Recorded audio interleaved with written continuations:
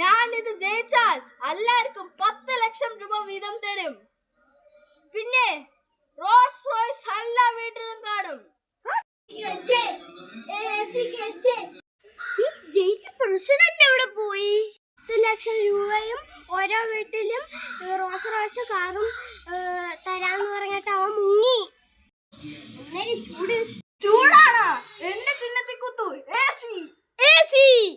നീ കഴിഞ്ഞ വർഷം ജയിച്ചിട്ട് മുങ്ങിയ PP ശശിയല്ലേ? ഇതൊക്കെ വിട്. ഞാൻ ഉണ്ടാക്കുന്ന വികസനങ്ങൾ അറിയാവോ? എന്തോന്ന് വികസനം ആൾക്കാർക്ക് പോവാൻ പാടാണ്ട് ഈ പഞ്ചായത്തിലെ എല്ലാ കാറുകളും മാറ്റി സൈക്കിളാക്കും. രണ്ടാമത്തെ വികസനം സ്കൂളിന്റെ ഫ്രണ്ടിൽ ഇരിക്കുന്ന കള്ളിഷാപ്പ്. അത് നല്ലത്.